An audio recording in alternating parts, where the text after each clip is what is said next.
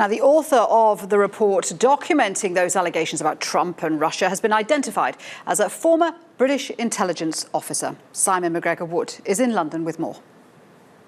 The man who apparently is behind this dossier, this incriminating but unsubstantiated dossier of facts about Donald Trump and his connections with Moscow, is a former British intelligence official, a spy, a former spy, called Christopher Steele. He's 52 years old. He used to work for MI6, the British Secret Intelligence Service, and during the 1990s he spent time working as a spy out of the British Embassy in Moscow. He went private. In 2009, he set up an organisation of business in the private sector called Orbis International, which essentially offers intelligence gathering services to companies and individuals who want risk analysis or research done using the skills that people like Christopher Steele and others gathered during their time in the intelligence services. It was Christopher Steele and this company that was first approached in 2016 by a Republican candidate for the presidency to try and find out some incriminating information on Donald Trump.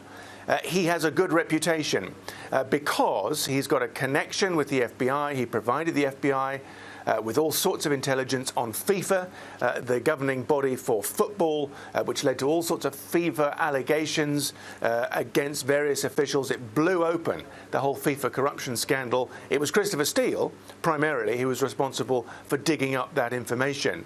Now, he is behind this story. He's been sending that information to the United States. It's been in the US, various agencies, the CIA and the FBI, and various media outlets for at least 6 months. But now his cover is blown. His name was mentioned by the US media, and we understand that he has left his home outside London, and he has essentially now gone into hiding for fear that there may be reprisals against him, perhaps by the Russians. It is also clear that during the compiling of this dossier, he was able to tap in to very good sources in Moscow, people that he had first connected with during his time as a spy there for the British government in the 1990s. We understand that the people who contributed this information, not substantiated, we have to stress, were both people who serve and used to serve in something called the FSB. That's the Russian intelligence organization that took over from the KGB. So this is a man with a track record, with a good reputation for competency. He's held in high regard by people in the CIA and FBI.